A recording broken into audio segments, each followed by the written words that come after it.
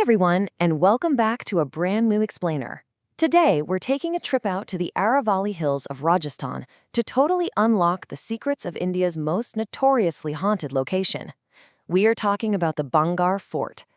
Now, if you've spent, any time at all on the internet, you've absolutely seen the eerie videos, the crazy thumbnails, and the terrifying stories about this ancient, roofless ruin. Literally millions of tourists visit this place every single year, but no one, and I mean absolutely no one, stays after dark. I am super excited to guide you through this today because we're going to look past all the spooky folklore and conduct a real, hard, scientific investigation. We are going to break down exactly what happens when history, physics, and human psychology all violently collide in the dark. Okay, let's dive into this. This isn't just a sign put up by some superstitious local or, a prop left over from a Hollywood movie. This is a very real official warning board from the Archaeological Survey of India. They're the federal government body responsible for protecting historical monuments. It literally says, entering the borders of Bhangarh before sunrise and after sunset is strictly prohibited. I mean, when a national government officially bans you from entering a place at night, the danger feels incredibly real, doesn't it? It instantly sets the stage and makes you wonder, what exactly is lurking in the dark out there that requires a literal federal warning? Well, to understand the fear, we kind of have to understand the folklore first. Local legends essentially split into two super dramatic, almost cinematic stories about why Bhangarh was destroyed in the first place. On one hand, we've got the tale of Baba Balunath. He was a meditating monk who supposedly allowed the fort to be built, but only on the condition that its shadow would never, ever fall upon his home. Well, a later king built the palace a bit too high, the shadow broke the golden rule, and boom, the monk's curse wiped out the entire city. Then, on the other hand, we have an even darker tale. Tantric Sinya. He was a black magic sorcerer who fell madly in love with the beautiful Princess Ratnavati. He tried to trick her with a love potion hidden inside a bottle of perfume, but the princess saw right through it, smashed the bottle against a giant boulder, and the magic actually caused that boulder to roll over and crush the sorcerer. But right before he died, he cursed the entire fort to absolute ruin, basically condemning the souls inside to never be reborn. Fast forward to today, and honestly, these legends completely shape the modern visitor's experience. Tourists and locals genuinely report terrifying, multi-sensory encounters inside these dark, broken-down ruins. I mean, people hear women screaming or crying in the distance. They hear the very distinct, chilling sound of glass bangles breaking. Some feel this heavy, invisible presence chasing them through the empty stone corridors. And bizarrely, people report just suddenly smelling this really strong, sweet perfume, which is obviously a direct nod to the princess's cursed love potion. And these aren't just one or two crazy claims. These are incredibly consistent patterns of profound terror. We really have to validate these feelings, because to the people experiencing them, the fear is 100% real. But here is where our investigation executes a hard pivot. Actually, let me just level with you for a second. There are absolutely zero verified historical records that Princess Ratnavati or that dark magician Singya ever even existed. There are no inscriptions, no contemporary documents, nothing. The entire foundation of this haunting is built on characters that are almost certainly pure folklore, just passed down and hyped up over generations. So if the ghosts aren't real, what on earth is happening to all these terrified tourists? Well, get ready for this. The invisible threats people are feeling in those ruins are completely real. They're just mathematical and biological rather than magical. Now, what's really interesting here is this specific number, 19 hertz. This is the exact frequency of something called infrasound. Let me give you some quick context. Back in the 1980s, there was this British engineer named Vic Tandy. He was working late in his laboratory one night when he suddenly felt completely paralyzed by this overwhelming sense of dread. He literally broke out in a cold sweat, felt this undeniable presence watching him, and even hallucinated a gray, shadowy figure popping out of the corner of his eye. He was terrified, packed his stuff up, and went straight home. Well, the very next day, he figured it out.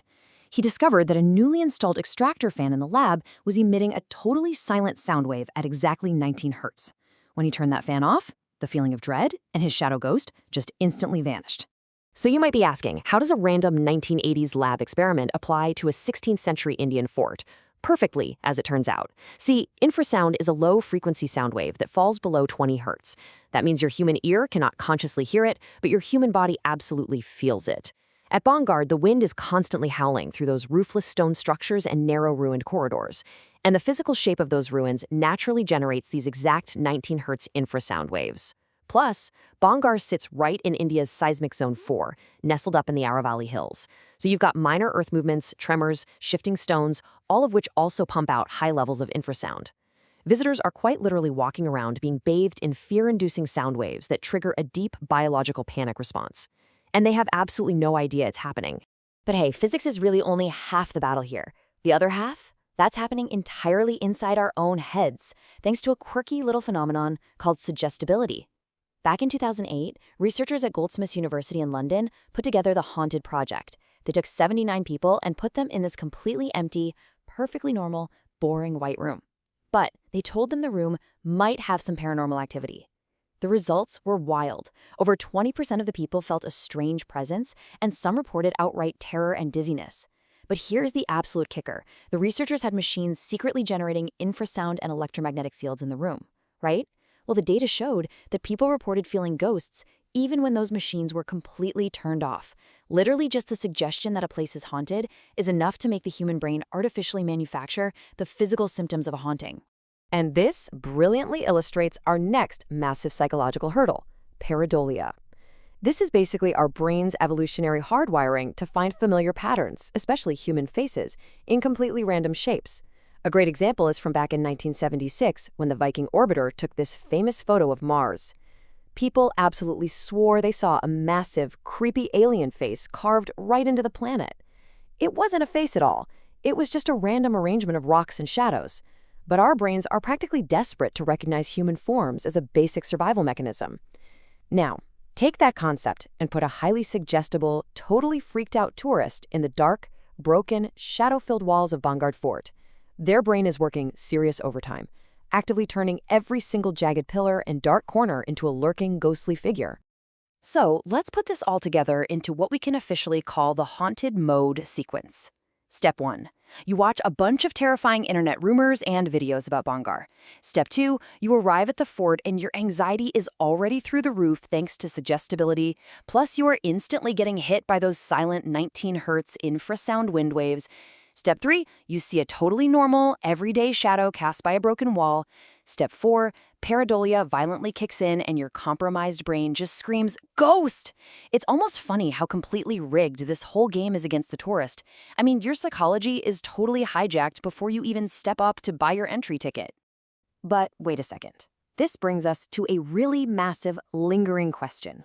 If this whole thing is really just the physics of the wind and the tricky psychology of the human brain, why did the government explicitly ban anyone from entering the fort after sunset? Is it all just a giant misunderstanding by the Archaeological Survey? Well, no, absolutely not. The danger out there at night is very, very real. It's just not dangerous in the way you might think. So the crucial point here actually lies in the fort's specific location. Bhangarh Fort directly borders the massive Sariska Tiger Reserve, which is a protected wildlife sanctuary located just 50 kilometers away. Let's decode those super spooky tourist reports from earlier, shall we? Those horrific human screams and women crying? That is the exact documented sound that local hyenas make at night. The invisible footsteps and creepy movements in the shadows? Those are just troops of macaque monkeys leaping through the dark trees and ruined walls. And the deadly threat that actually requires a federal government ban? Bengal tigers and leopards. They frequently roam the exact fort grounds you're walking on right after dark. That warning board isn't there to protect you from the ghost of a dark magician. It is literally there to stop you from becoming a late-night snack for an apex predator. Okay, so if there was no magical curse, what actually destroyed this magnificent city that once held 9,000 homes? Let's look at the true historical timeline. The fort was beautifully built back in 1573 by Madho Singh, and it thrived for well over a century. But in 1720, it was attacked and conquered by Raja Sawai Jai Singh, which basically turned it into a secondary, neglected town. And then, history's true villain struck. In 1783, this incredibly unusual El Niño event triggered the Chalisa famine. It was one of the most horrific, devastating droughts in all of North Indian history. The entire region completely ran out of water and food. The population wasn't wiped out by magic, they were brutally forced to pack up their entire lives and flee just to survive. The shining city was simply, tragically abandoned to the elements. But that begs the question, why does society consistently ignore that real, tragic history in favor of a cursed love potion? Well, the answer is a fascinating mix of psychology and economics. About 50% of it is just our human narrative bias. A massive drought forcing people to move? That's a depressing, totally uncontrollable historical reality. But a magical sorcerer cursing a city? Now that is a thrilling story with a clear, understandable villain. Our brains literally crave narrative. Add to that the 30% driven by the local tourism economy. Let's be real, nobody wants to debunk the most haunted tag when it brings in millions of tourist dollars every year. And finally, the remaining 20% is modern social media virality. A video about feeling a ghost gets 1 million clicks. A video about 18th century El Nino weather patterns? Well, let's just say it's probably not hitting the trending page anytime soon. I want to leave you with this absolutely brilliant thought from the legendary scientist Marie Curie. Nothing in life is to be feared, it is only to be understood. The story of Bhangarh Fort is literally the perfect example of this. When we hear screams in the dark, it's terrifying. But when we understand it's just the wildlife of the Sariska Tiger Reserve, the invisible infrasound of the wind, and the wildly powerful suggestibility of our own minds, the fear completely vanishes. But it does leave us with one really fascinating question. If a ruined fort and a simple trick of the wind can so easily hack our brains to perceive ghosts, what other hidden forces are quietly shaping the reality you experience every single day? Thanks so much for joining me on this explainer, and I'll catch you guys next time.